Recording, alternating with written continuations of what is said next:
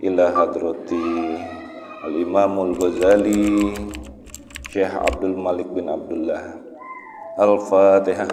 A'udzu billahi minasyaitonir rajim. Bismillahirrahmanirrahim.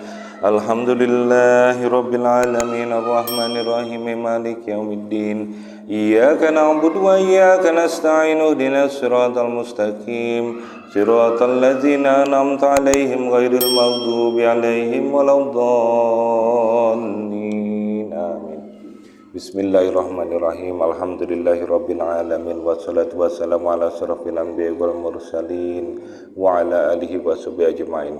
Rabbi shrah li sadri wa yassir li amri wahlul 'uqdatam min lisani yafqahu qawli. Rabbi zidni ilman warzuqni fahman. Subhanaka la ilma lana illa ma 'allamtana innaka antal alimul hakim. Amin ya rabbal alamin.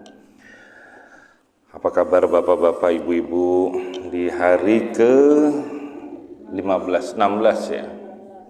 16 berarti ngitungnya 14 hari lagi lebaran ya. Mudah-mudahan Ramadan kita kali ini mampu mendekatkan diri kita kepada Allah Subhanahu wa taala. Baju lebarannya udah dapat belum, Bu? Belum. Ini semangatnya. Ya, itulah dia. Yang penting bahagia, walaupun dalam keadaan minyak mahal, beas mahal, semuanya bisa dibeli, insya Allah, termasuk baju baru ya. Baik bapak-bapak, ibu-ibu, kita sekarang ngomongin tentang kitab Minhajul Abidin, jalan bagi ahli ibadah. Sekarang kita sudah sampai kepada tingkat dunia, tentang perintah-perintah di dalam menjalankan ibadah. Ketika kita sudah bertekad, tapi kita selalu saja dirintangi oleh yang namanya perintah di dalam ibadah itu. Antara lain adalah dunia, yang kedua setan, yang ketiga nafsu. Nah, jadi yang keempat satu lagi adalah nafsu, setan, sama makhluk.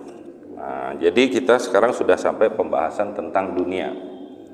Man ahabbad dunya adarra bi akhiratih wa man ahabba akhiratahu adarra bi dunyahu fa'athiru ma yabqa ala ma yafna. Siapa saja yang mencintai dunianya, maka akan membahayakan akhiratnya. Dan siapa saja yang mencintai akhiratnya, maka akan membahayakan dunianya. Maka kata Rasul, pilihlah sesuatu yang kekal atas sesuatu yang fana. Di dalam Al-Quran disebutkan, innamal hayatad dunya illa la'ibun walahun. Sesungguhnya kehidupan di atas dunia itu adalah permainan dan senda gurau. Ada lagi yang disebutkan lagi di dalam Al-Quran, inna dunya mata'ul gurur. Sesungguhnya kehidupan di dunia itu perhiasan yang menipu. Kita kejar dia dengan tulul amal, dari pagi, siang, sore, malam mengusahakan sesuatu tentang dunia itu, sesuatu yang dicita-citakan. Begitu kita sudah sampai ke sana, hilang nikmatnya. Seperti itulah dunia. Popularitas adalah abstraksi daripada dunia. Dikejar, pengen populer, jadi artis. Artisnya artis kapiran. Begitu sudah dikejar, pengen dikenal, oh saya sudah masuk TV, saya sudah begini. Begitu sampai di situ, pusing, liar atas kehidupannya. Ditipu. Nah, penipunya itu adalah, nanti kita bahas, tulul amal namanya. Panjang angan, seolah-olah hidup ini akan kekal selamanya. Seperti itulah tipuan-tipuannya. Nah, kita di atas dunia ini lantas harus bagaimana menyikapinya? Maka dikatakan di dalam hal ini di dalam kitab Minhajul Abidin untuk bersifat zuhud terhadap dunia. Nah, fabana laka annahu idza ishtaghala zahiruka bid-dunya wa batinuka bi iradatiha falat yatayassaru kalakal ibadah haqqaha, maka telah jelas bagimu bahwasanya apabila lahiriahmu tersibukkan dengan dunia dan batinmu dengan keinginan pada dunia, dikejar-kejar dari pagi sampai ke malam, maka tidak mudah bagimu ibadah dengan sebenar-benarnya. Bagaimana mungkin ketika kita tertuju kepada duit, kepada banyaknya uang, harta benda, sesuatu yang dikejar, sampai ada yang ngejarnya dari pagi-pagi lupa subuh, pergi jam 4, semangat di jalan karena kerjanya di Karawang. Begitu kerja sampai ke sana ke sholat subuh, nggak sempet karena sudah masuk jam 6, kudu lapor kepada bos. Begitu masuk kerja langsung, nggak ingat. Bagaimana mungkin hal itu bisa membuat diri kita untuk ibadah kepada Allah Subhanahu wa ta'ala, sementara kita disibukkan dengan hal itu. Wa amma idza zahatta fiha fatafarraqta bi zahirika wa batinika tatayassaru lakal ibadah bal tu'awinuka a'dha'uka 'alaiha. Adapun apabila engkau zuhud terhadap dunia, lalu engkau mengosongkan dunia dengan lahiriahmu dan dengan batinmu, maka ibadah akan mudah bagimu. Bahkan organ-organ tubuhmu akan membantumu atas hal itu. Saya pernah mendengarkan penjelasan tentang tasawuf, karena ini kita belajar tasawuf kan. Ada Buya Hamka mengajarkan tentang sufi modernnya. Bagaimana hal ini akan tentang carut marutnya hati ini membuat hanya dikasih 1% saja pemikiran kita untuk Allah Subhanahu wa ta'ala. Bagaikan segelas air yang sudah penuh keruh dengan segala urusan dunia. Maka yang harus kau lakukan adalah buang airnya. Buang, kosongkan. Begitu kau kosongkan, baru kau isi dengan hal-hal yang bersifat ukhrawi. Baru kamu ingat dengan zikir, kamu ingat tentang ibadah. Karena pada saat sudah kosong itulah akan tersambung hati kita kepada Allah Subhanahu wa ta'ala. Walaqad ruwiya an Salman Al-Farisi radhiyallahu anhu annahu qala innal abda idza zahada fid dunya isnara qalbuhu bil hikmati wa ta'awanat a'dha'uhu fil ibadati hadhihi.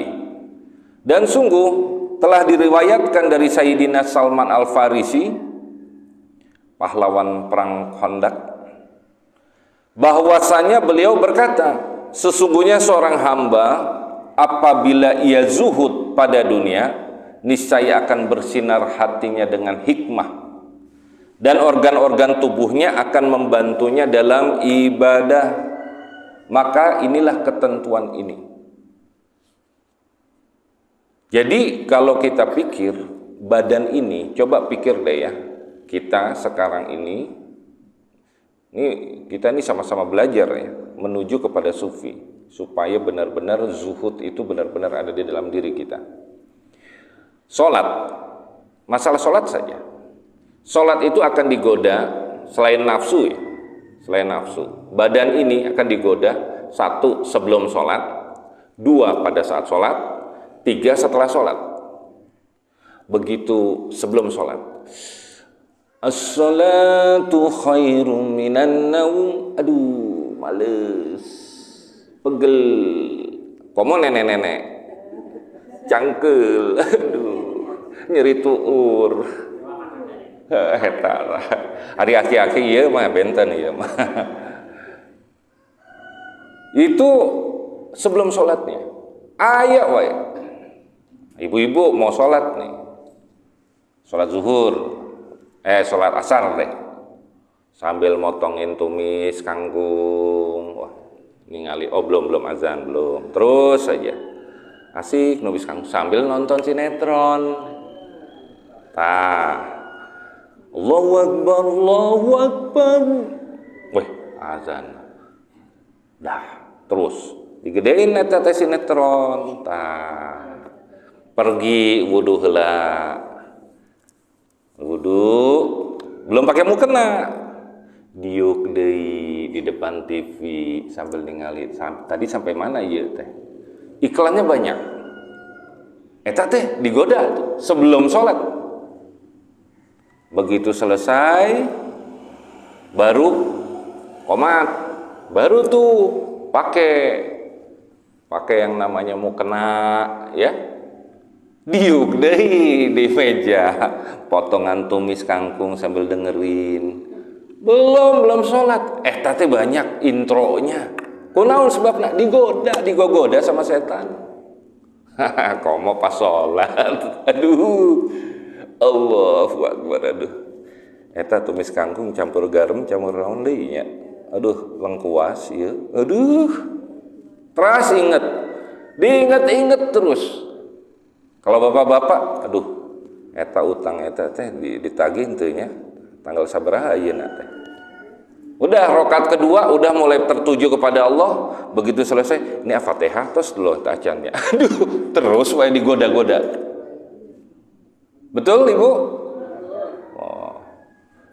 Begitu selesai sama digoda, terus digoda. Sama hawa nafsu digoda, sama setan digoda. Akhirnya kita tuh bagaimana mungkin hal ini, masalah kesibukan dunia ini bisa membuat diri ini bersifat zuhud, manteng dirinya kepada Allah Subhanahu wa taala. Wasani minal amroini annahu yuksiru kimaha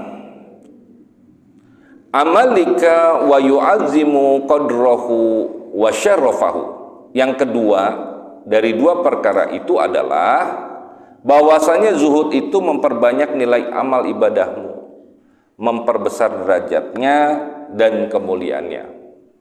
Falaqad qala sallallahu alaihi wa alihi wasallam raq'atani mir rajulin alimi zahidin qalbuhu khairun wa ahabbu ilallahi jalla jalaluhu min ibadatil muta'abbidin ila akhirid dahri abadan sarmada.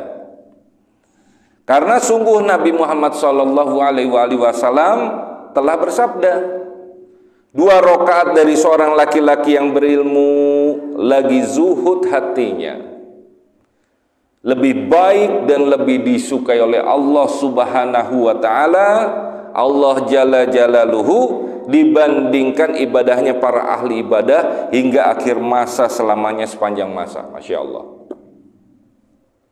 Nah sekarang permasalahannya adalah kita hidup di dalam zaman era modern seperti ini. Bagaimana kita digoda terus di dalam jalan fitnah ini? Maka apabila beribadah dapat menjadi mulia dan bertambah banyak dengan zuhud, maka sudah semestinya bagi orang yang menuntut peribadatan hendaknya ia juhud terhadap dunia dan melepaskan diri darinya. Sekarang kita bahas tentang zuhud. Jadi tadi permasalahannya sudah jelas. Innamal hayatad dunya illa la'ibun walahun. Kemudian ada hadis lagi, ad-dunya mazra'atul akhirah, dunia itu ladangnya akhirat. Kemudian perintah Allah lagi, faskuruni askurkum washkuruli wala ta'furun. Perintah-perintah Allah. Ini apa hubungannya? Ternyata nyambungnya dengan zuhud. Coba kita pikir. Sekarang dunia, saya tidak akan tertipu sama dunia. Taruh saya dikasih amanah, itu dalam bentuk amanah, maka saya akan menjelaskan bahwa hidup di atas dunia adalah menjalankan amanah sebaik mungkin. Pedagang-pedagang yang jujur, sopir ulah ugal-ugalan, iya mah sampai mental, nenek-nenek nggak dikasih nyebrang, Sampai nenek-nenek poho udah nyebrang deui. Aduh. Terus ada lagi yang ketiga yang harus diingat sama kita. Apa itu? Bahwa ketika kita dikasih amanah, kita harus selalu ingat manteng. Azkurullah, ingat zikir kepada Allah. Zikrullah. Fazkurullaha azkurkum. Ya kan?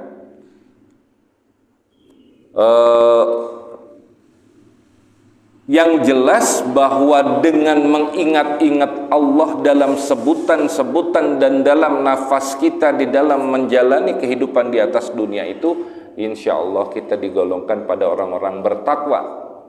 Ketika takwa itu ada, urusannya sudah sama Allah. Saya masih ingat, Bi, doain saya supaya jadi orang soleh ya, Bi. Tuh, kalau untuk soleh pae wae. Gitu ngomongnya. Untuk soleh pae wae. Ngomongnya mah jelas itu. Gak ada gunanya kalau nggak soleh. Gak ada gunanya kalau seandainya tidak sholat, tidak puasa, tidak zakat, tidak infak, tidak melakukan perbuatan-perbuatan soleh di atas dunia. Tidak ada gunanya. Karena hidup ini adalah ladangnya akhirat. Jadi nyambung semua itu. Diikat, dieratkan dalam zuhud. Bapak-bapak, ibu-ibu, Syekh Abdul Qadir Jailani kalau sudah baca, miskin apa kaya? Miskin. Kaya raya secara harta. Tapi dihabisin. Setiap itu dapat duit lagi. Habisin, dapat duit lagi. Enak gak kayak gitu? Habisinnya dengan apa? Berbagi, sedekah, infak. Karena mengerti tentang fakta-fakta zonnya tentang zuhud di atas dunia. Jadi letak zuhud itu adalah di dalam hati. Bukan membenci dunia seperti hal yang cetek. Apa itu yang cetek? Saya. Akhirnya yang muncul adalah hasad di dalam hati. Begitu melihat orang kaya, benci aku sama dia. Ada keirian, bukan irian jaya ya, iri. Apa itu? Dunia menyatakan bahwa diri dia itu adalah orang yang paling zuhud. Salah, bukan begitu. Zuhud itu letaknya di hati. Sehingga dengan demikian di dalam hati ini tidak tertipu oleh dunia. Fa in qulta, lalu jika engkau berkata, fama makna zuhdi fid dunya wa ma haqiqatu dzalika. Lalu apa pengertian zuhud terhadap dunia dan apa hakikat dari zuhud itu? Fa'lam, maka ketahuilah, anna zuhda inda ulama'ina rahimahumullah zuhdani, zuhdum maqdurun lil abdi wa zuhdun ghairu maqdurin. Sesungguhnya zuhud menurut para ulama kita rahimahumullah terdiri dari dua macam zuhud. Ini pelajari, yaitu satu, zuhud yang mampu dilakukan oleh seorang hamba. Dua, zuhud yang tidak mampu dilakukan. Maksudnya apa? Falladzi huwa maqdurun salasatu asya'a tarku talabil mafqudi minad dunya wa tafriqul majmu'i minha wa tarku iradatiha wa ikhtiyariha. Maka zuhud yang mampu dilakukan itu oleh seorang hamba ada tiga hal, yaitu meninggalkan atau menuntut ketiadaan, tidak memiliki sesuatu dari duniawi. Yang pertama, benar-benar saya nggak perlu, cukup yang penting adalah makan minum saya tahfidz sama Allah. Makan minum buktinya saya sampai sekarang nggak cari duit, nggak cari apa, yang penting saya ibadah saja. Saya dijamin oleh Allah Subhanahu wa Ta'ala. Saya nggak boleh kalah sama ayam kampung, ayamnya Mang Ujang. Ayam Mang Ujang dilepas kucuk, pulang-pulang tiap temboloknya udah penuh. Manusia dikasih akal, yang penting adalah cukup untuk makan minum. Ketika nggak ada makanan, nggak ada minuman, saya puasa, niat puasa. Saya serahkan sepenuhnya sama Allah. Nah, itu yang pertama. Jadi meninggalkan menuntut ketiadaan. Baginya cukup dirinya saja sama Allah. Nah, ini nih kalau sudah sampai tingkatan seperti ini, setinggi-tingginya zuhud. Yang kedua, membagi-bagikan segala sesuatu yang terkumpul dari duniawi.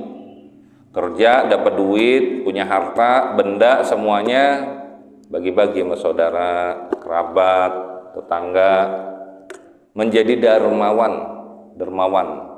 Tapi ulah kayak dermawan syahnya, banyak duit tapi bahilun perketit, ya. Yang paling penting adalah dermawan, berbagi, sehingga apa? Semuanya ini adalah titipan dari Allah. Makanya nasihat dari Abi yang selalu ada terhunjam di dalam hati ini adalah, dir, kalau punya duit simpen di dalam kantong, ulah simpen di hati. Ari di hati merasa memiliki, merege hese keluarnya, sieun seep. Ari di kantong mah teu dihitung-hitung. Lagi jalan sama Abi, ada lebih kurang 40 orang, 40 lebih lah, sama santri, makan di trio, pulang nih siang-siang. Udah gitu selesai, dir, nih bayarin semuanya, hari saya mah di tangan, yuk naon berat, ditepok sama Abi, dir, ulah dihitung, udah bayar aja. Gitu. Alhamdulillah cukup geningan. Makannya tahu sendiri kalau santri rakusnya, masya Allah. Semuanya diambil, ayam tilu, hati ayam, ya, terusannya udang, banyak, ya. Sampai yang hitung itu, wah, sampai pusing. Makan apa aja? Banyak bener ya. Bingung kali. Yang ketiga, meninggalkan berbagai keinginan duniawi dan usaha duniawi. Nah, wa amma zuhdul ladzi huwa ghairu maqdurin lil abdi fahuwa burudatu syai'i ala qalbi zahidi. Adapun zuhud yang tidak mampu dilakukan oleh seorang hamba, yaitu rasa tawarnya pada segala sesuatu pada hati orang yang zuhud. Jadi ini sudah lebih lagi, tawar keinginannya terhadap dunia sudah diputus. Mobil nggak seneng, ditawarin uang 1 triliun, embung. Kenapa? Ya udah, kalau mau ngasih sini saya beliin kerupuk. Banyak pisan ya. Jadi sama sekali tidak ada keinginan terhadap hal itu, terhadap duniawi. Punten, sampai kepada wanita pun sudah tidak ada hasrat kalau sudah sampai pada tarapan seperti itu. Tsumma zuhdul ladzi huwa maqdurun lil abdi muqaddimatul li zuhdil ladzi huwa ghairu maqdurin lil abdi. Kemudian zuhud yang merupakan zuhud yang mampu dilakukan oleh seorang hamba adalah pendahuluan-pendahuluan untuk zuhud yang tidak mampu dilakukan oleh seorang hamba. Nah, maka dalam hal ini seorang hamba telah melakukan zuhud yang mampu dilakukan seumpama ia tidak menuntut sesuatu yang tidak dimilikinya dari keduniaan, mencita-citakan sesuatu yang baru. Saya naik promosi jabatan, saya akan beli mobil, ganti mobil. Saya pengen ini, pengen itu. Maka dalam hal ini sudah nggak ada lagi keinginan itu. Dan ia membagikan segala sesuatu yang dimilikinya di atas dunia ini. Coba sekarang kita pikir aja sekarang, yuk berbaginya kita nih, ya. Baju di dalam lemari berapa banyak? Tapi beli baju aja terus. Baju yang masih di lemari yang masih bagus dikemanain? Kenapa nggak dibagiin? Sampai maaf udah mati masih disayang-sayang. Pakaiannya si Umi, pakaiannya si Abi, Bapak masih disayang-sayang, masih dipenuh-penuh. Akhirnya jadi numpuk di situ, lapuk dimakan tikus, tidak memberikan manfaat apapun. Begitu buruknya orang yang begitu mengasgulkan dunia. Dan ia meninggalkan dengan hatinya berbagai keinginan dan usaha duniawi karena bertujuan kepada Allah dan besarnya ganjarannya dengan ia mengingat berbagai bahaya duniawi. Datang orang, nih Pak Dirut, nah taruhlah Dirut ini contoh ini. Nih saya kasih nih segepok, apaan nih? Duit, kantong kresek, subahat, nggak bisa. Kamu jangan menghina saya. Allah lihat, ini duit nggak jelas. Ambil sama kamu. Karena sesungguhnya itu racun. Bahkan disebutkan kalau orang yang zuhud itu seperti ini digambarkan di dalam kitab Minhajul Abidin ini, seorang tukang kue lagi bikin kue, kuenya bagus, paling nikmat untuk disajikan sama orang. Dilihat sama orang zuhud nih, seolah-olah gitu. Selesai, di atasnya ditaburin racun. Jadi beracun kan kuenya. Maka pada saat itu dibagikan ke orang-orang makan. Racunnya itu menyebabkan mencret, pada mencret semua. Ya, orang zuhud tadi karena udah ngerti bahwa kue itu beracun, maka dia tidak akan makan itu. Maka dia terselamatkan dari yang namanya mencret. Seperti itulah orang zuhud itu, mengerti tentang dunia, mengerti tentang bahayanya, bahwa ad-dunya mata'ul gurur. Dunia itu adalah perhiasan yang menipu, sehingga menyibukkan dirinya untuk berjauhan dari Allah Subhanahu wa ta'ala. Maka dirinya akan bergegas untuk mengosongkan hatinya daripada dunia. Lantas bagaimana hubungannya kalau seandainya saya seperti Abdurrahman bin Auf, Utsman bin Affan, dikasih duit yang banyak, maka dijalanilah itu semua, tidak ditaruh di hati tapi sebagai titipan dari Allah Subhanahu wa ta'ala yang harus saya bagikan kepada orang lain. Itu namanya zuhud. Makin miskin dia, enggak, makin kaya, dikasih lagi sama Allah, dikasih lagi ya sama Allah. Karena intinya di dalam hati ini semua karunia ini adalah dari Allah Subhanahu wa ta'ala. Jadi tidak akan tertipu sedikit pun oleh dunia ini. Coba kita lihat sekarang kebanyakan manusia popularitas, meni takut sieun, pokoknya harus dijaga namanya, harus dijaga ininya, segala macam untuk disembunyikan keburukannya dari orang lain, ditutup-tutupinya. Kalau ada sedikit kritik marah, karena popularitasnya anggapannya bisa jatuh. Dia jaga bener dengan setengah mati itu popularitas. Kesan yang dia buat itu akan membuat dirinya hidup dalam asumsi orang, tertipu lagi dia. Padahal Allah lah yang menjaga aib. Betul? Kita bisa berada di sini, kita bisa hidup berjalan dengan merdeka karena Allah menutup aib. Makanya jangan buka aib orang. Tsumma lam anna as'abal umuri salasati innama huwa tarkul iradati bil qalbi.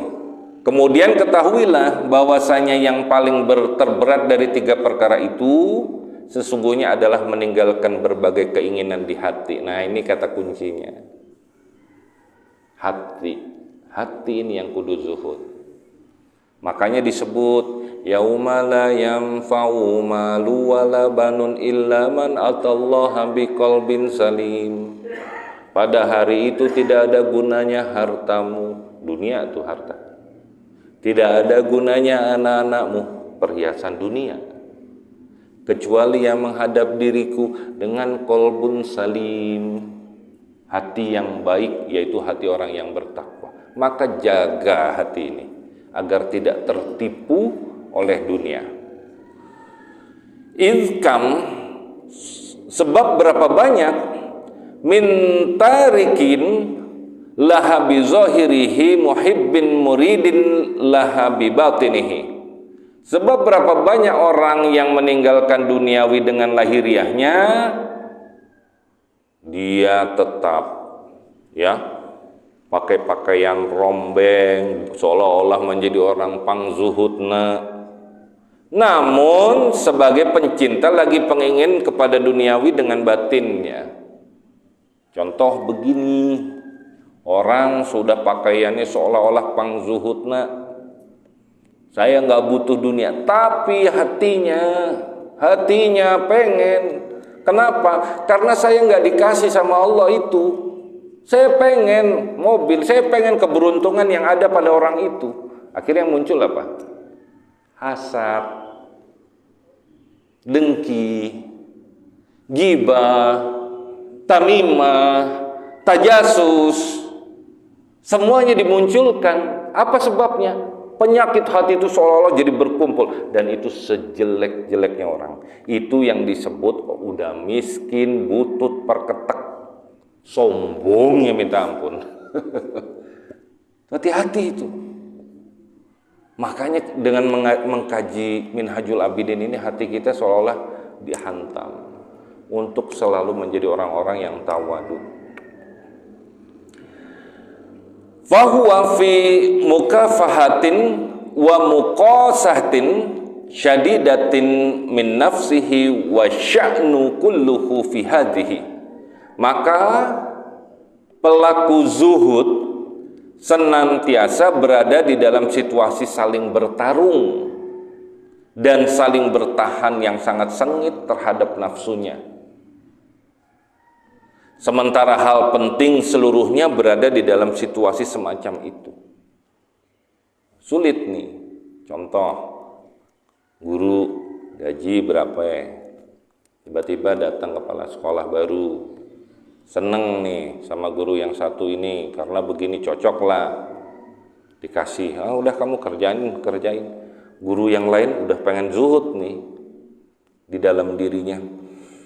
Dia lagi yang dikasih kerjaan, iri, dengki muncul. Nah, itu perang-perang seperti ini luar biasa, berprasangka buruk. Ada apa ya? Terus saja, akhirnya dengan prasangka-prasangka ini kita dibuat sibuk. Alam tasma' ila qaulihi subhanahu azza min qailin tilkad darul akhiratu naj'aluha lil ladzina la yuridun uluwan fil ardi wala fasada.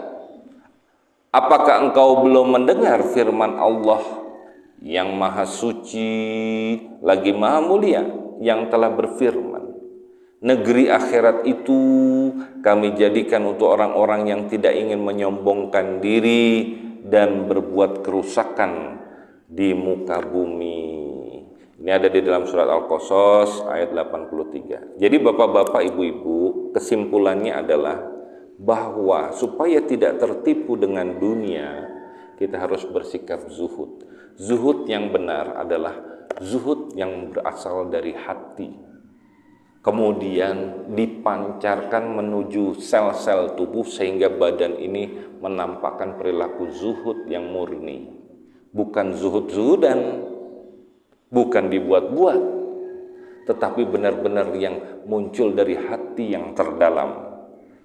Dan hal ini sangat dianjurkan. Kenapa? Sebabnya bukan membenci dunia dalam artian kasar, tidak seperti itu, tetapi meletakkan bahwa dunia ini adalah sebagai ladangnya akhirat. Hidup di atas dunia adalah sebuah proses. Prosesnya itu adalah proses ilmu dan ibadah. di luar ilmu dan ibadah adalah batil. Udah jelas ya? Itu ya.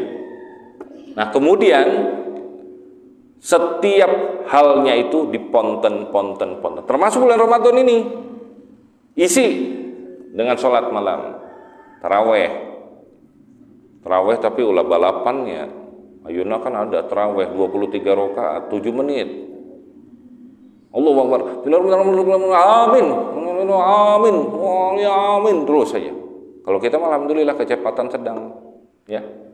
Tapi ada yang 7 menit. Bahkan ada yang 12 menit. Ada pernah saya. Sampai saya, aduh, yang karunya mah nenek-nenek. Nenek-nenek mah, aduh, ya eta mah pinggangnya ya, aduh, bisa putus eta pinggang. Akhirnya dibawa ke IGD RSUD. Dokter Ilham, tolong gara-gara taraweh gitu. Yang kasihan itu malaikat bingung nyatetnya, checklistnya kumaha. Baru iya checklistnya. Akhirnya nontonnya udah di checklist KB. Jadi ulah gitu. Ayeuna mah bener-bener dipakai dengan baik, dengan cara yang bagus. Naon atuh? Mau apa yang mau dikejar? Bener-bener tartil. Bacanya kita mah alhamdulillah, walaupun cepat tapi sedang lah, ya, masih bisa dinikmati. Dipertahankan yang seperti ini, ya. Yang benar datangnya dari Allah, yang salah datangnya dari diri saya, manusia yang penuh kekurangan, karena kita sama-sama sedang belajar. Bismillahirrahmanirrahim. Alhamdulillahirabbil alamin wassalatu wassalamu ala asyrafil anbiya'i wal mursalin wa ala alihi wa sahbihi ajmain. Allahumma rzuqna imanan qawiyya wa yaqinan shadiqan wa i'tiqadan jazima. Allahumma aftah lana futuhal arifin. Allahumma aftah lana futuhal arifin. Allahumma aftah lana futuhal arifin. Allahumma salimna wa salim ma ma'ana. Allahumma fazna wa faz ma ma'ana. Allahumma balighna wa baligh ma ma'ana. Allahumma asimna wa asim ma ma'ana. Allahumma arfa darajatina wa arfa darajati ma ma'ana.